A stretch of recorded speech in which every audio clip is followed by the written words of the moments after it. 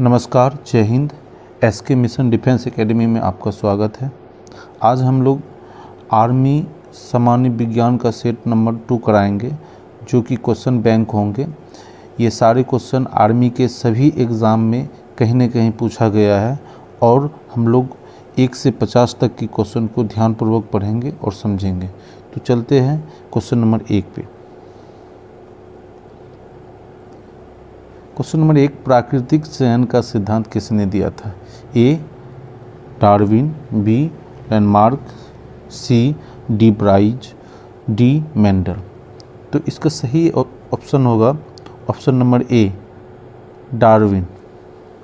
Charles Darwin ने अपनी पुस्तक द ओरिजिन ऑफ स्पीसीज जो 1859 ईस्वी में लॉन्च किया था, उसमें प्रकृति चयन का सिद्धांत दिया था। Option number D Mendel. आनुवांशिकी का सिद्धांत जो है जॉन मेंडल ने दिया था।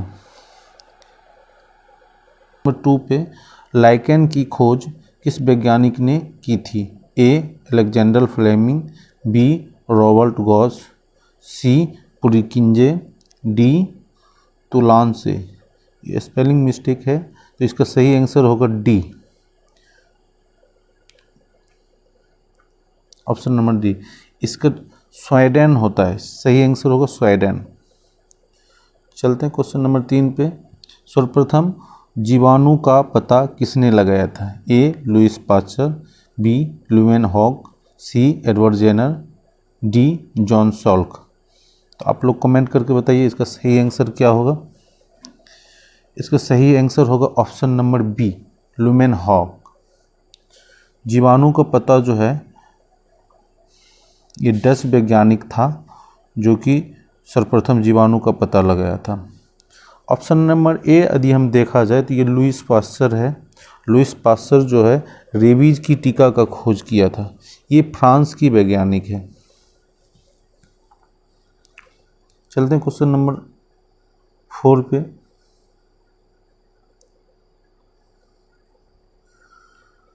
पेनिसिलिन की खोज किसने की थी?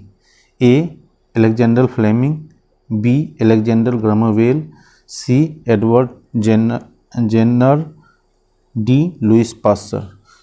तो कमेंट करके बताइए आप लोग क्या होगा इसका सही आंसर। इसका सही आंसर होगा ए फ्लेमिंग।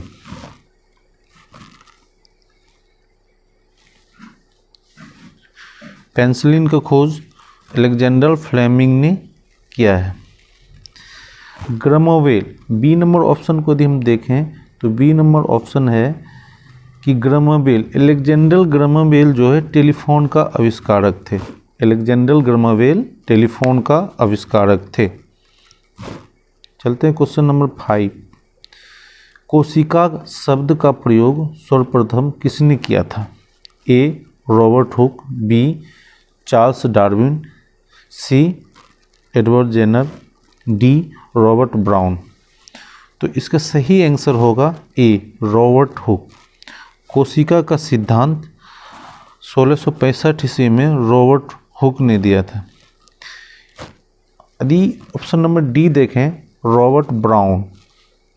रॉबर्ट ब्राउन जो है प्लाज्मा झिल्ली का खोज किया था। प्लाज्मा झिल्ली Robert Brown. Question number 6, insulin की खोज किसने की थी?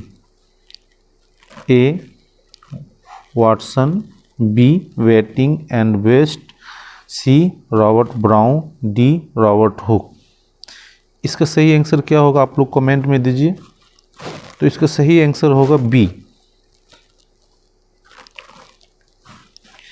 Waiting and waste. आगे चलते हैं। गामा किरण की खोज किसने की?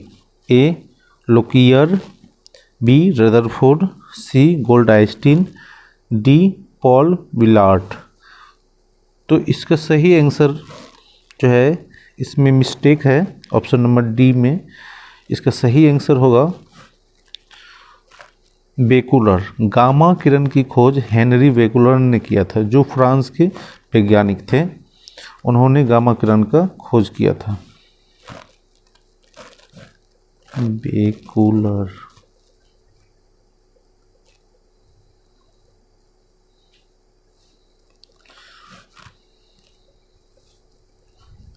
आगे चलते हैं क्वेश्चन नंबर 8 पर। रेबीज के टीके की खोज किसने की है? A Edward Jenner, B Louis Pasteur, C Alexander, D Gold Einstein. तो इसका सही आंसर क्या होगा? आप लोग भी जान रहे हैं, कमेंट करके बताइए। इसका सही आंसर होगा लुइस पास्चर। रेबीज का खोज किसने किया है? लुइस पास्चर ने। रेबीज किससे होता है? तो विषाणु से होता है। ऑप्शन नंबर डी को डिस्कशन करते हैं हम लोग। Option number D Gold Einstein, जो कि प्रोटॉन की खोज करता है। क्वेश्चन नंबर 9, प्राकृतिक वर्ण नेचुरल सिलेक्शन का नियम किसके द्वारा प्रतिपादित किया गया? A Albert Einstein, B Rutherford, C Charles Darwin, D Robert Hooke. इसका सही आंसर होगा चार्ल्स डार्विन। यदि डिस्कशन करते हैं हम लोग ए का, ऑप्शन नंबर ए का, तो इसका सही होगा कि आइंस्टीन जो है E बराबर एम सी स्क्वायर, E बराबर एम सी स्क्वायर जो समीकरण है उसका दिया था। और रदरफोर्ड जो है परमाणु के नाभिक का खोज किया था। हम लोग डिस्कशन पर भी ध्यान देंगे और बारीकी से क्वेश्चन को पढ़ेंगे। 2 बार 3 बार वीडियो को देखें और समझें, याद भी करें क्वेश्चन को। वेरी इंपॉर्टेंट क्वेश्चन है। अगला क्वेश्चन है, ऑक्सीजन की खोज किसने की थी? A Rutherford, B Henry Cavendish, C Alfred Nobel, D Scheele and Priestley. तो इसका सही आंसर क्या होगा? आप लोग कमेंट में जवाब दीजिए। इसका सही आंसर होगा Scheele and Priestley, option number D. यदि डिस्कशन की बात करें तो ए अभी जस्ट हम लोग बताएं नाभिक का खोज रदरफोर्ड ने किया है। बी हेनरी कैवेंडिश ये हाइड्रोजन का खोज किया था हेनरी कैवेंडिश ने। अल्फ्रेड नोबल ये डायनामाइट का खोज किया था। डायनामाइट का खोज किसने किया था? Alfred Nobel. नोबल पुरस्कार इसी के नाम पे दिया जाता है। नोबल पुरस्कार प्रत्येक 10 दिसंबर को दिया जाता है और 6 क्षेत्र में दिया जाता है। प्रथम भारतीय जिसे नोबल पुरस्कार मिला था वो रविन्द्रनाथ टैगोर थे, जो कि साहित्य के क्षेत्र में मिला था। यदि प्रथम वैज्ञानिक का नाम बोलें तो सीवी रमन को मिला था। क्वेश्चन नंबर 11 पे चलते हैं। गुरुत्वाकर्षण नियमों के आविष्कारक कौन हैं? क्वेश्चन एक बार फिर से बोल देते हैं। गुरुत्वाकर्षण नियमों के आविष्कारक कौन हैं? ए एडिसन, बी न्यूटन, सी फैराडे, डी गैलीलियो। तो इसका सही आंसर क्या होगा? न्यूटन।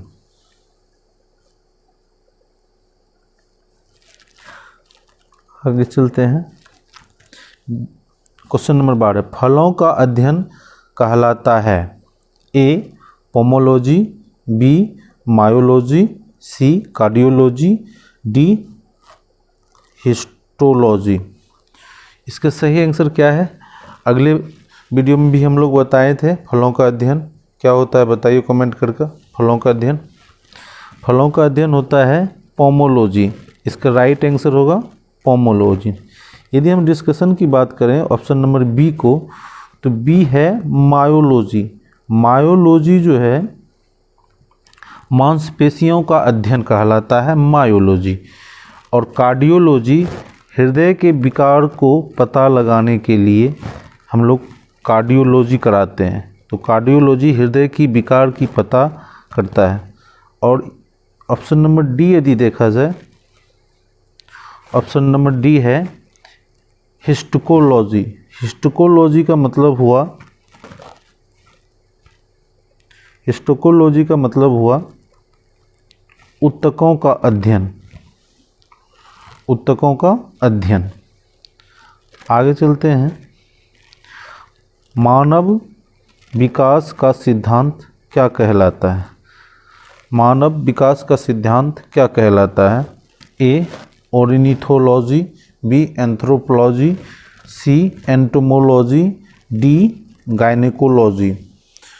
तो इसका सही आंसर होगा एंथ्रोपोलॉजी।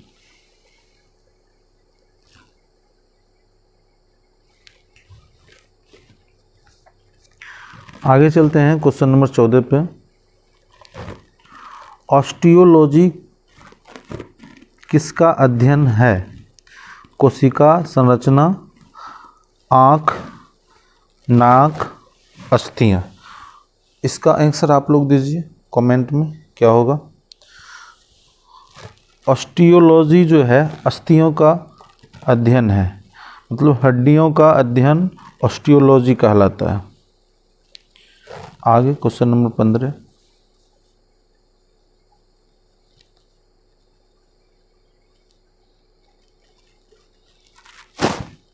केंद्र औषधि अनुसंधान संस्थान कहाँ अवस्थित है? ए लखनऊ, बी गुड़गांव, सी खड़गवासला, डी मुंबई। इसका राइट आंसर होगा लखनऊ, ऑप्शन नंबर ए। केंद्रीय चावल अनुसंधान कहाँ अवस्थित है? ए शिमला, बी गुड़गांव, सी कटक, डी मुंबई। तो इसका राइट आंसर होगा कटक। कटक किस राज्य में है? तो कटक उड़ीसा में है। केंद्रीय चावल अनुसंधान संस्थान जो कि इसकी स्थापना हुआ था 23 अप्रैल 1946 ईस्वी को, और इस अवस्थित कहाँ है? कटक में। अगला क्वेश्चन है 17 नंबर। कीटों का अध्ययन कहलाता है? ए इथिकोलॉजी, बी डेंथोलॉजी, सी एंटोमोलॉजी, डी साइरोलॉजी। तो इसका सही आंसर होगा ऑप्शन नंबर सी एंटोमोलॉजी, कीटों का अध्ययन। क्वेश्चन नंबर 18 है। परमाणु बम का विकास किसने किया? ए वर्नर वॉन ब्राउन ने, बी एडवर्ड टेलर ने, सी सैल्यूमन कोहन ने, डी जे रॉबर्ट ओपेनहीमर ने। तो इसका सही आंसर होगा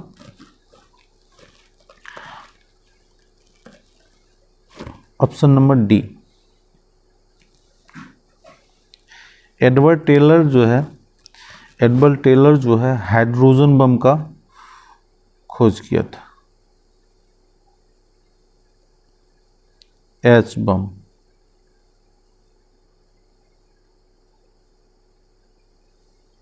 आगे चलते हैं।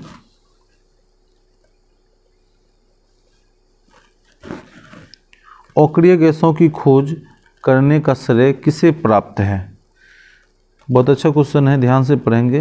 अक्रिय गैसों का खोज करने का श्रेय किसे प्राप्त है? ए प्रिस्टले को, बी रैमजे को, सी सीले को, डी कैवेंडिश को। इसका राइट आंसर होगा विलियम रैमजे को। इसे अक्रिय गैसों की संख्या कितनी होती है? तो अक्रिय गैसों की संख्या 6 होती है। जीरो ग्रुप की सारे एलिमेंट अक्रिय गैस कहलाता है।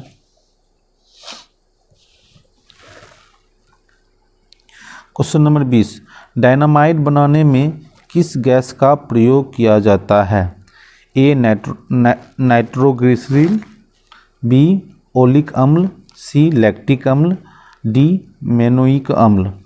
तो इसका राइट आंसर होगा option number A nitroglycerin. Dynamite का खोज किसने किया था? तो अभी जस्ट हम बताए थे, अल्फ्रेड नोबल ने।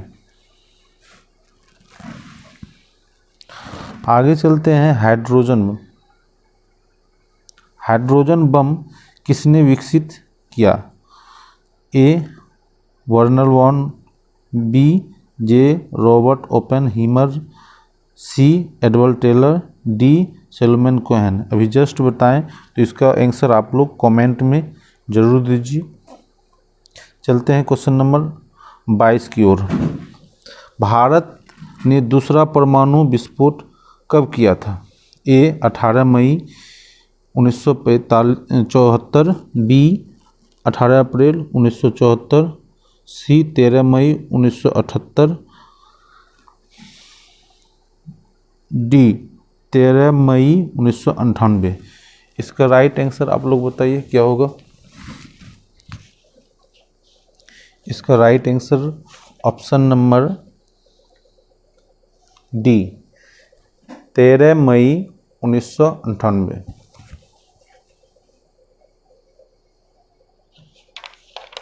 चलते हैं क्वेश्चन नंबर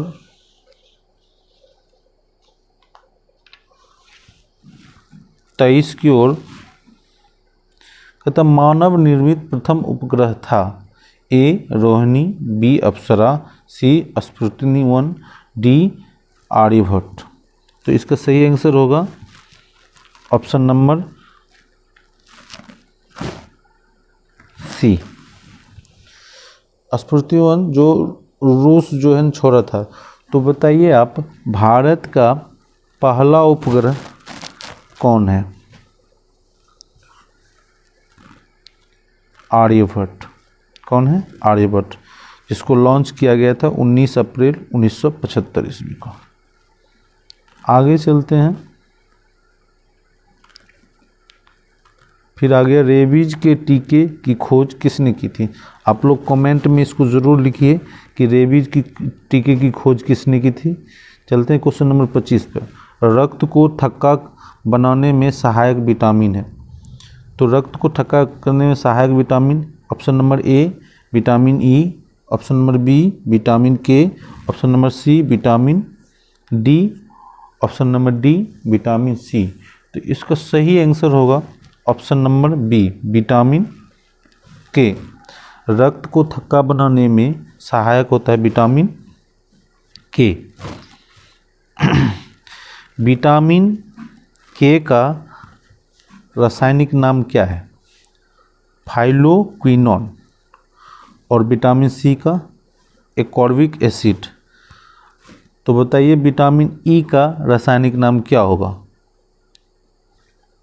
तो इसका रासायनिक नाम होगा टेकोफेरॉल। विटामिन डी का रासायनिक नाम क्या होगा। कैल्सीफेरॉल। कैल्सीफेरॉल। आगे चलते हैं क्वेश्चन नंबर 25 पे। विटामिन ए तथा बी किसके आविष्कारक थे। A Funk, B McCollum, C Holst, D Hawkins. तो इसका राइट आंसर होगा option number B McCollum. Vitamin A and B का खोज जो है मुकुलन ने 1914-15 में किया था। 27 पे विटामिन सी का आविष्कार किसने किया था। ए फनक ने, बी मुकुलन ने, सी होलकट ने, डी हॉकिंस ने। तो इसका राइट आंसर होगा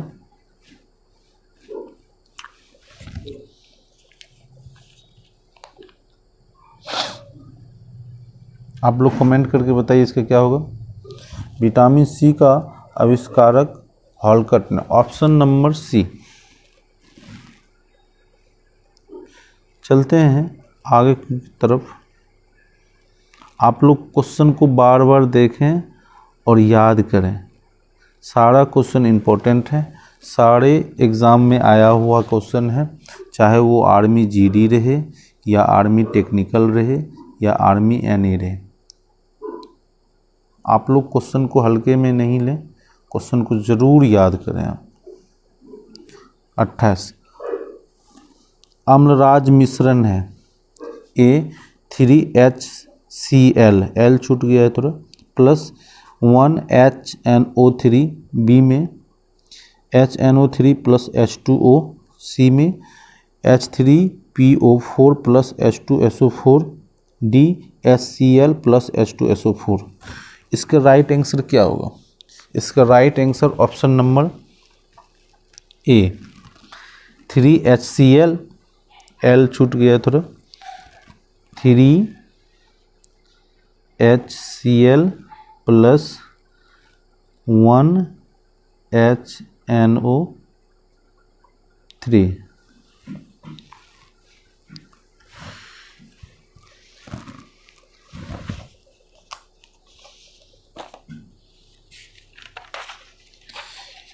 अम्लराज को एक्वारजिया भी कहते हैं।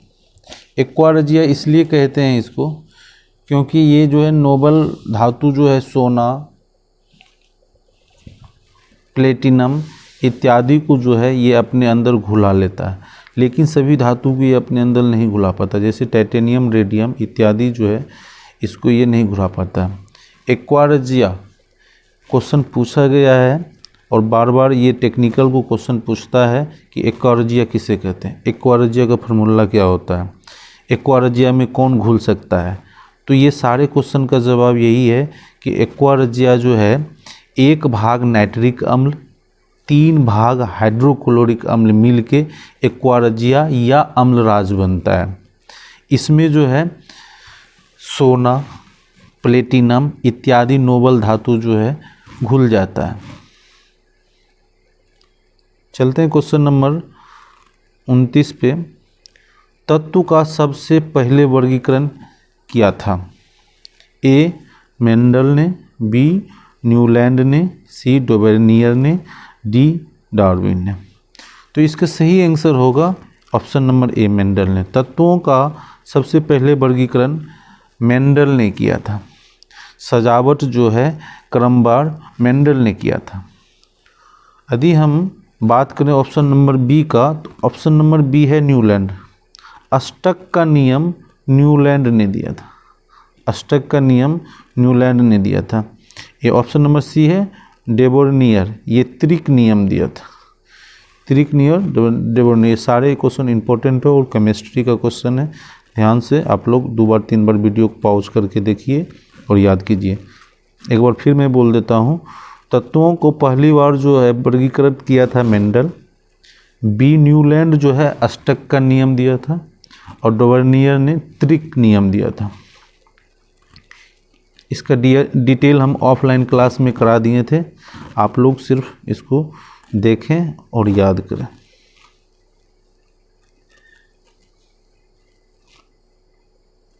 चलते हैं क्वेश्चन नंबर 30 पे। रासायनिक यौगिक का सबसे छोटा संभावी यूनिट है? ए परमाणु, बी अणु, सी इलेक्ट्रॉन, डी प्रोटॉन। तो इसका राइट आंसर क्या होगा? इसका राइट आंसर होगा, इसका राइट आंसर होगा परमाणु। ठीक है। यौगिक का सबसे छोटा कण जो होता है वो अणु होता है और तत्व का सबसे बड़ा कण परमाणु होता है।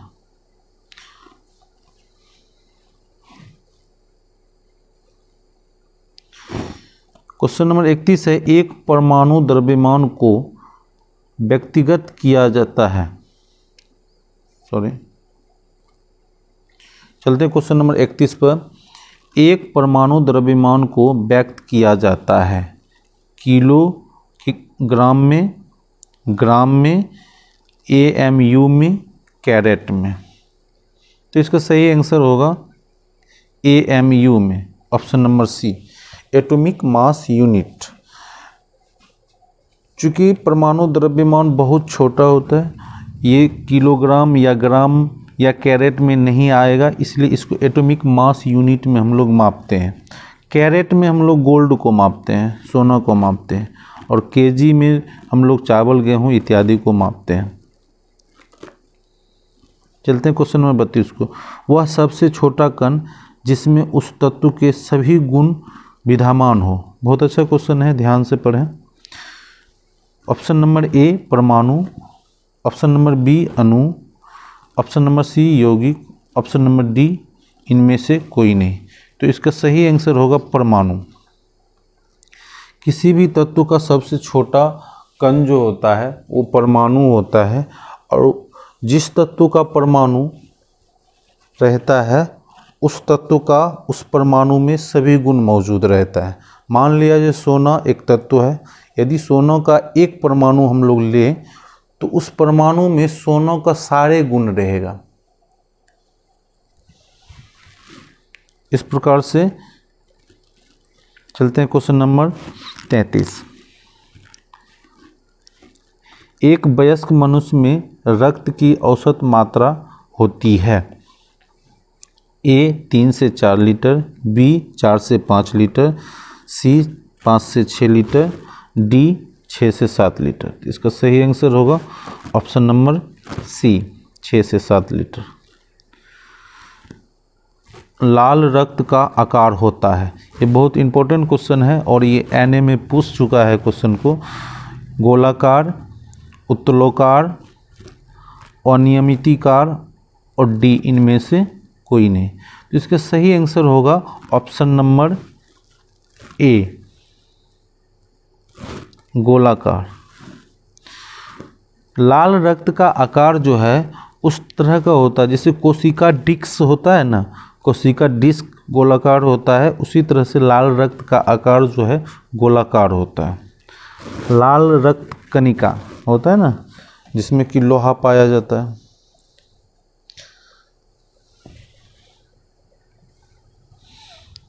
पैंतीस, मनुष्य का सामान्य रक्तचाप होता है। ए 150/90, बी 120/80, सी 100/50, डी 98/80। तो इसका राइट आंसर होगा 120/80 mm/Hg रक्तचाप। नंबर 36 पे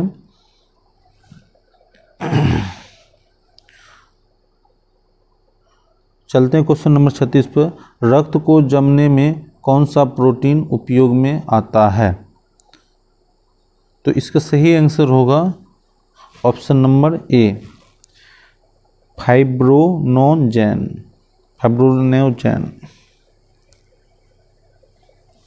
क्वेश्चन नंबर 37 है, हेमोग्लोबिन में कौन सा तत्व पाया जाता है?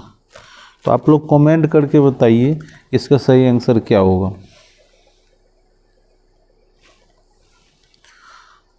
क्वेश्चन नंबर 38, मनुष्य ने पहली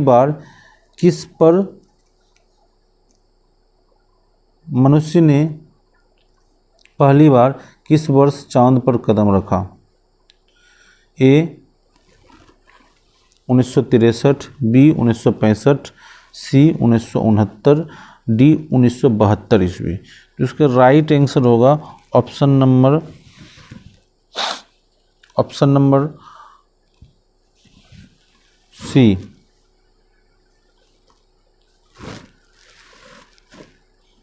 चलते हैं क्वेश्चन नंबर 39 की ओर। सूर्य की सतह का तापमान कितना होता है?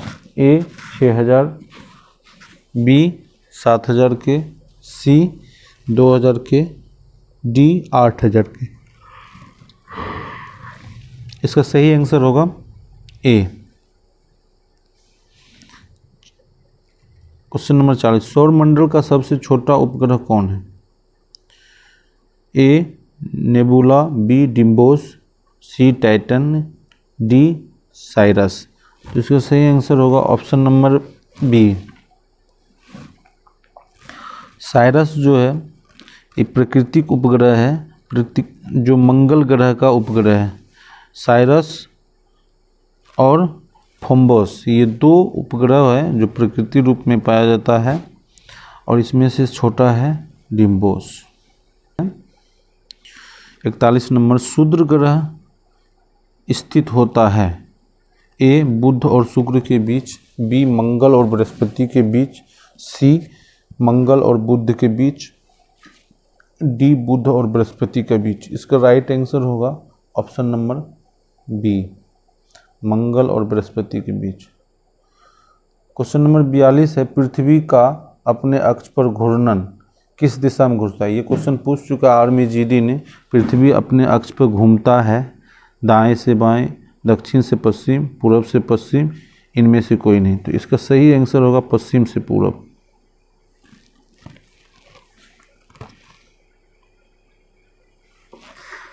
क्वेश्चन नंबर 43 है, निम्न यंत्र से विद्युत धारा का मापन करते हैं।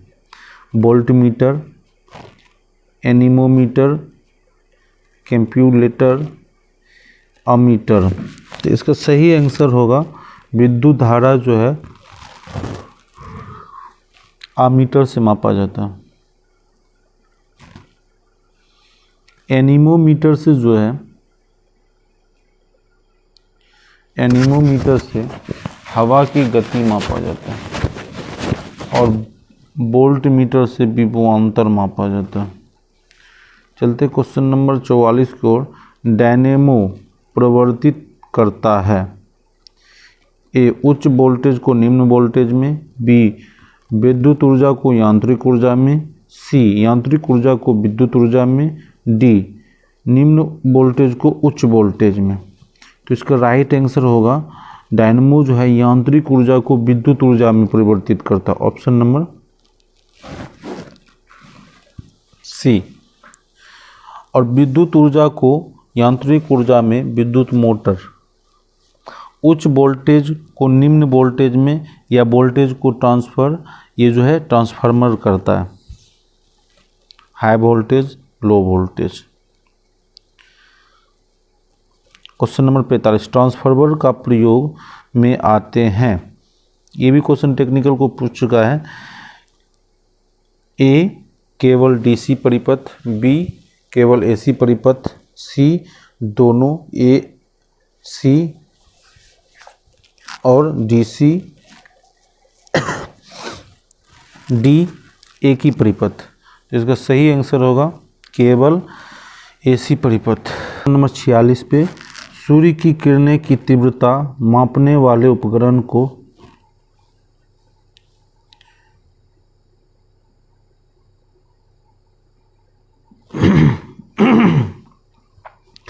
चलते क्वेश्चन नंबर 46 पे सूर्य की किरणें की तीव्रता मापने वाले उपकरण को क्या कहते हैं? ए एस्ट्रोमीटर, बी क्रेस्कोग्राफ, सी एक्टियोमीटर, डी बैरोमीटर। तो इसका राइट आंसर होगा ऑप्शन नंबर सी एक्टिनोमीटर लिखाया जाता, गलत लिखा हुआ है, एक्टिनोमीटर।